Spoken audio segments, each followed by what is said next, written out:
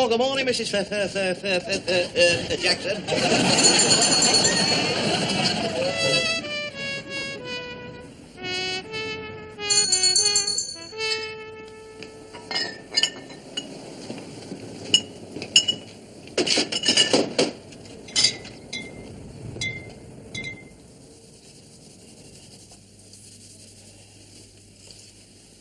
Firelighters? Oh.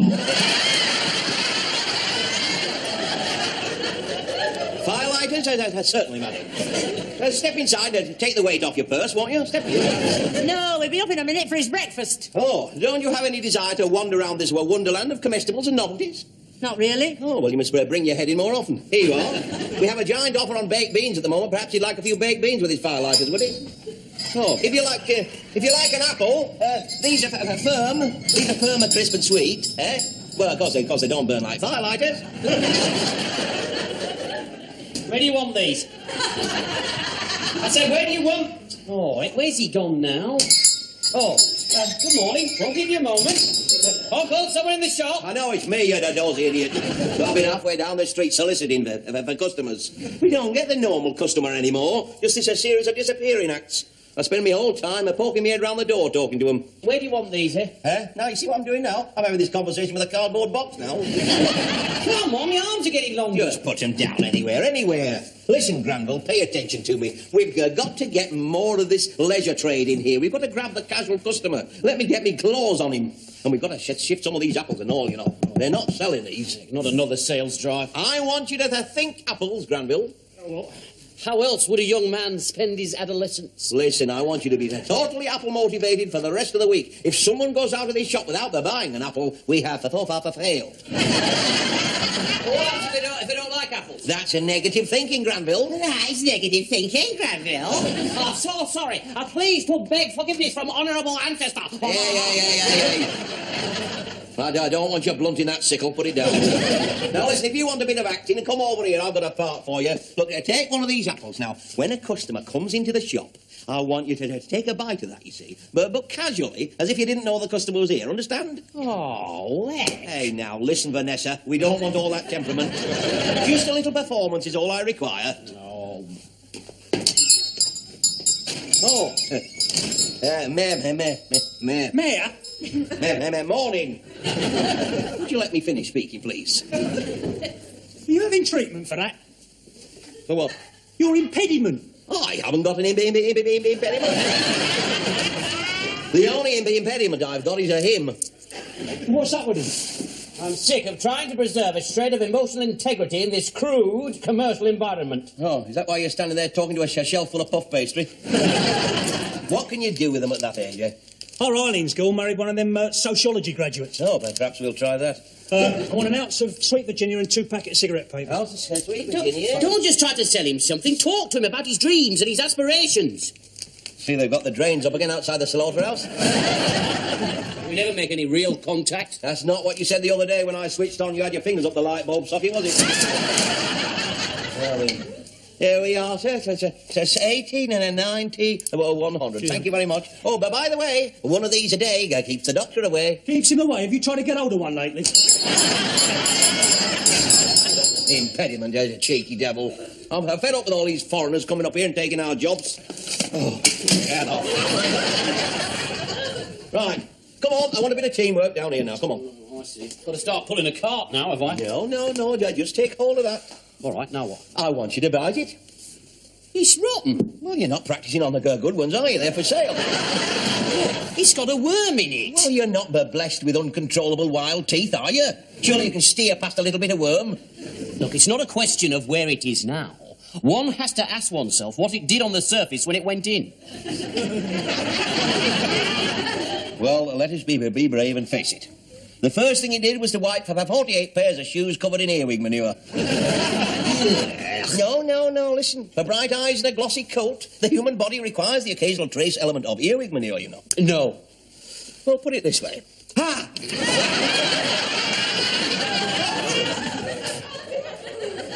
Why has life always got a worm in it?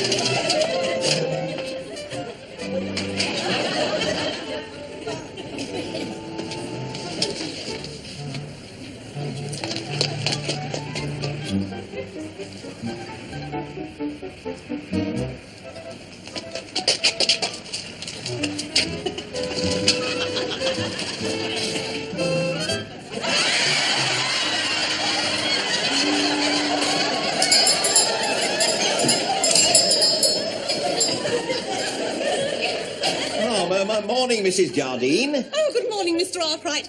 Do you have a large cocktail biscuit? I think so, yeah. Yes, how is Mr. Jardine? Very well, thank you. Still highly thought of at the works. Oh, yes, he puts in a lot of long hours, doesn't he? This is the executive treadmill, you know. Oh, yes, fancy.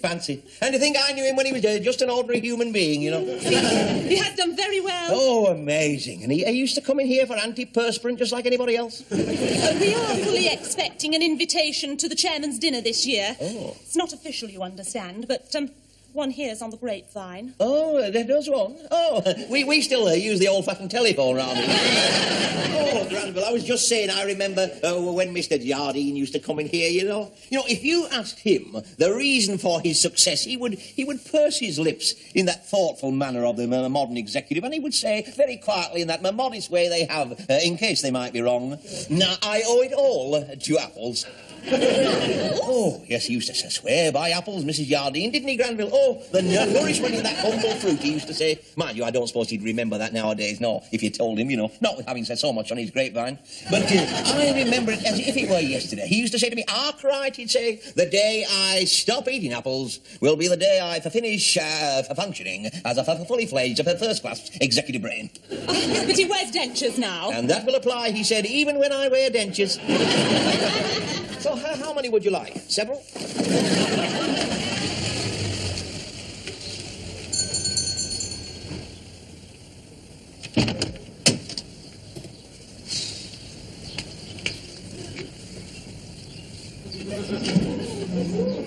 Hello, Gladys Emanuel. Nice to see you looking so cheerful. Oh, it's you.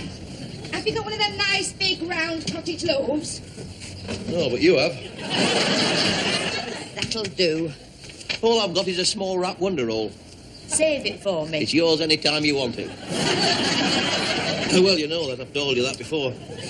Speaking of that, when are you and me going to hold this year's final of the North Eastern Mouse Festival in your bedroom, eh? Tonight, if you like.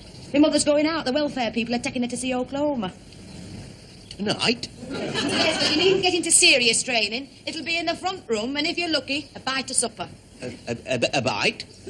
Food I'm talking about, not your sort. Smarten yourself up a bit. Don't just drift over in your brown overall. I feel like being pampered.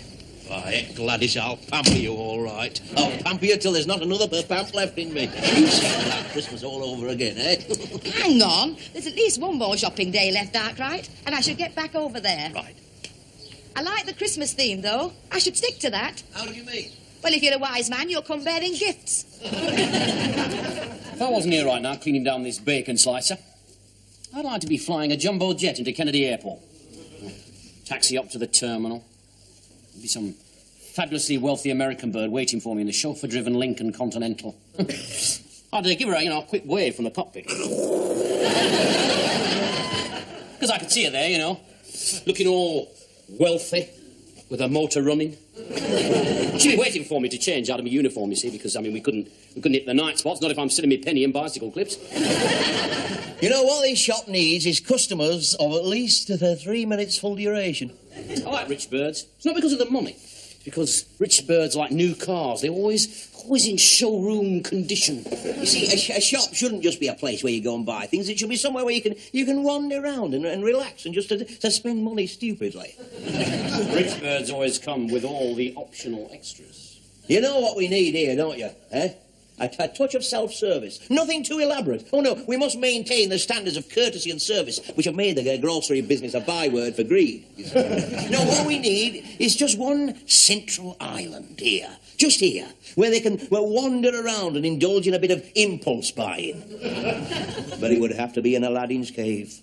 And Aladdin's cave, chock-a-block with the irresistible treasures of an advanced consumer society.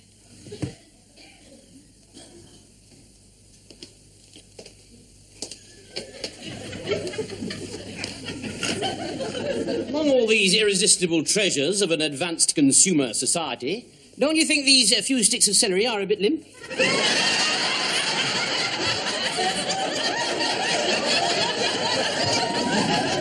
Well, we can't just cater for the leisure-mad luxury trade, you know. We must provide a little bit of something for everybody. Well, you ought to appreciate that. It was always your mother's motto. Anyway, you know you're built here, don't you? You have built a little grotto for shoplifters. Huh? I mean, look. If we're up here behind the counter and they're in there, they will not only be nicking stuff wholesale, but retail. You reckon? Aye. Still, I don't know. I mean, I suppose if you're going self-service, it's worth risking having a few things pinched, I suppose. What are you talking about? No, what I mean is you've got to keep out of the way, you see. You have to keep out of the way so that your customers can relax. Yes. I don't know whether to prosecute them and risk the bad publicity or just shoot them in the leg a bit. Well, before you go and get your gun out, we haven't had any customers yet.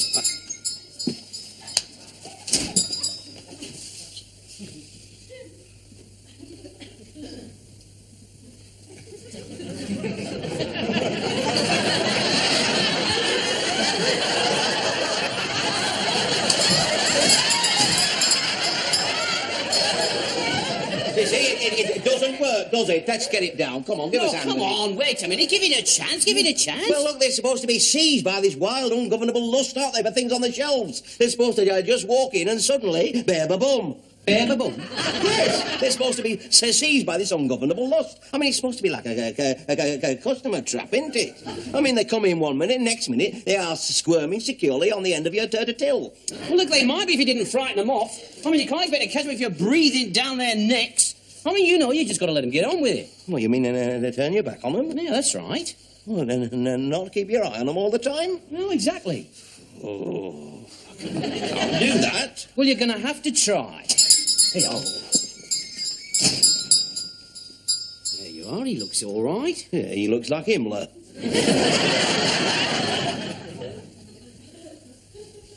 Guten Abend.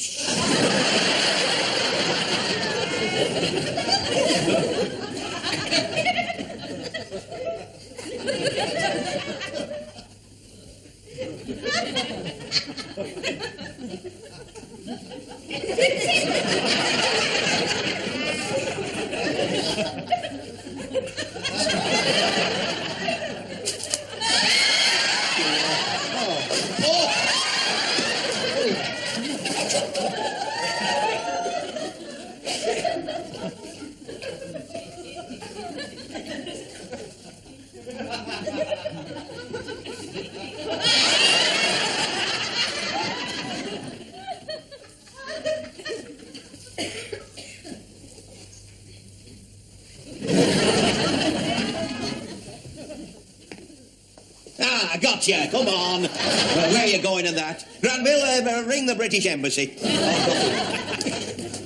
Serves you right for being so suspicious. Well, how did I know he was a Bertha vicar?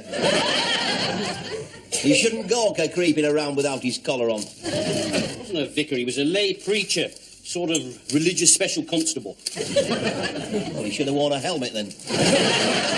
That was some sermon he gave me, you know. Well, serves you right. You asked for it. Look, I don't need to be told to love my neighbour, do I, when I've been unofficially engaged to a nurse Gladys Emmanuel all this time? Well, we were only looking at the goods. And that's about as far as you're going to get with Nurse Gladys Emmanuel and all. Oh, well, here's a little bit of news for you then, Reginald Bosanquet. She has just invited me over. Oh, yeah? What for? For the evening, that's what for. And by the look on her tone of voice, she's going to remove all obstacles. Her entire gas fire will be open to me. But she'll need coaxing with little trifles. Better take us some of those out of the freezer. Those blackcurrant and walnut aren't selling very well. Look, I'm looking for something to put her on the right lines, not to freeze her points over.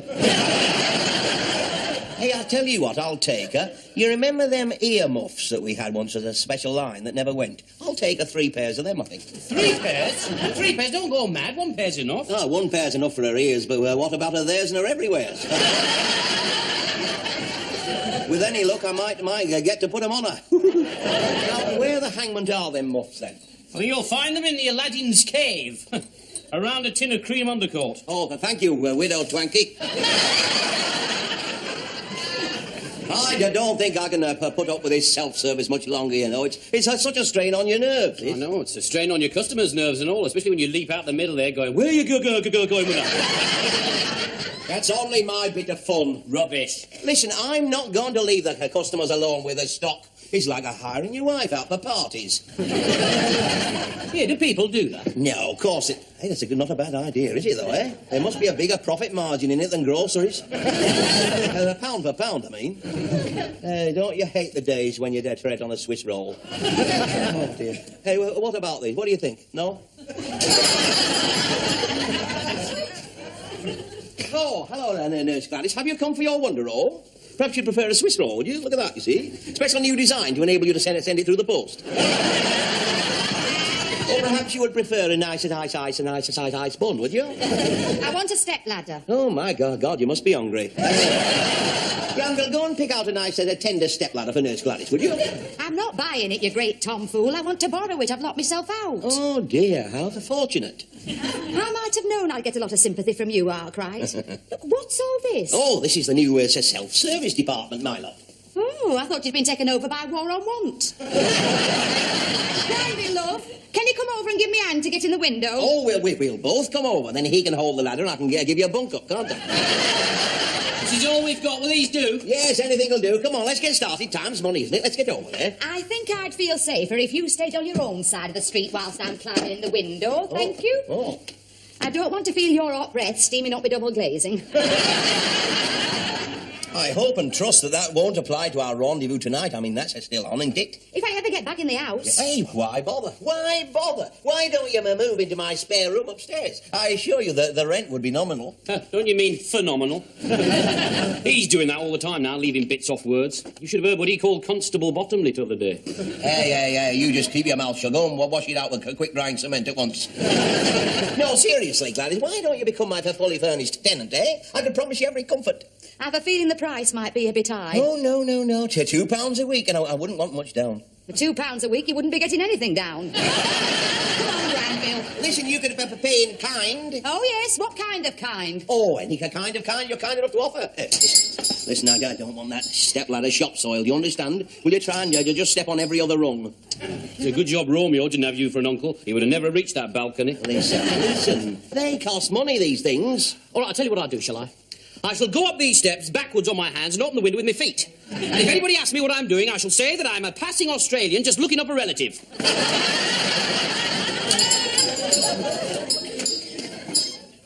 Down a bit. How far? I'll tell you when to stop. Stop! Why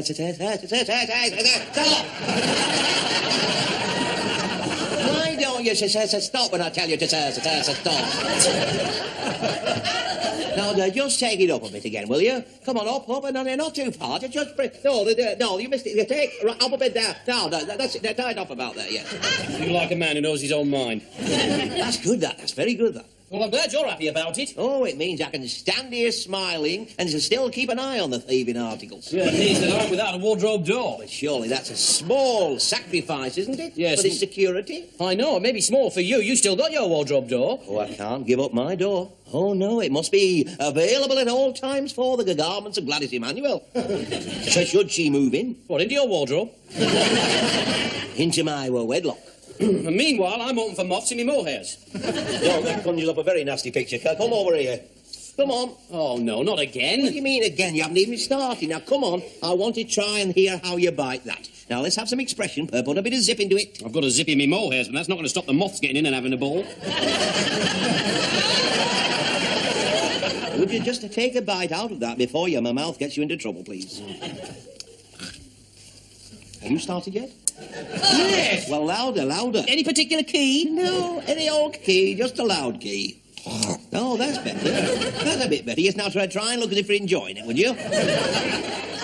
Sour. No, they're not sour. Oh, no. No, in the trade, they're known as mouth-watering. Well, in the mouth, they're known as eye-watering. Fruity and mouth-watering. Have you got that? And try and look a bit more pleasant, please. Pleasant? Pleasant is me who's got to eat the grubby sour little apples. Now, simmer down, Granville. It's me who's wondering about consuming earwig manure. Now, don't lose your cool, Granville. It doesn't look as if Shirley Bassey is ever going to answer my letter. Now, what we need, is a little slogan for the window. Nothing too elaborate. Just a few golden phrases or two. Now, come on, think. I want to rise. Don't be dirty. That's a disgusting thing to say. Your language is getting atrocious these days. Why are you writing to Shirley Bassey? Because I finished with Julie Andrews. Hey, shh. Get up there, bag. Ah, yes. You looking for some medication? Oh, good afternoon. I'm looking for some medication. I'm afraid that's our full selection. Is this your full selection? We don't carry a lot these days. I suppose you don't carry a lot these days. I'm wasting my time. He's clairvoyant. I'm looking for something I can use for waxing the ears. Don't think you need anything. You're deaf as it is. I'm afraid it makes me a little deaf. Yes, it's the wax in your ears doing that. You have nothing for it, I see. Apples. Pardon? Apples. I'm sorry, but I could have sworn you said apples. No, louder, louder. Louder. Well, it's not usually a powder. It's usually in a bottle with a rubber dropper. Oh, dear. Poor lad. You better serve this young man first. He needs something more than I do. Oh, you're going to get something the minute you turn your back at all. You deaf old twit. These instant chips take longer than ordinary ones. You won't be wanting anything when you're coming tonight, will you? No, I shall be having everything I want over there with any luck. Touch wood and whistle.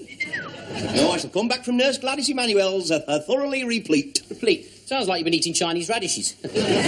Replete, satisfied. Don't you know any big words? Have you gleaned nothing from the rich harvest of knowledge available to you on the back of the cornflake packets? Now, where's my little present? What are you going to take her? Chocolates? No, I've got something special, Granville. Something primeval, if you like.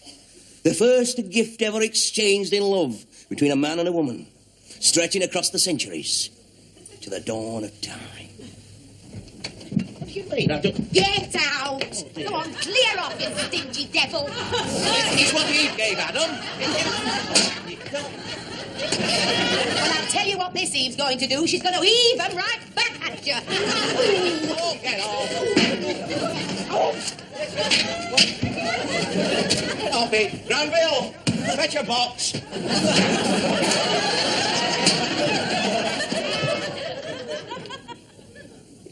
That's Central Displays coming down tomorrow. Enough's enough.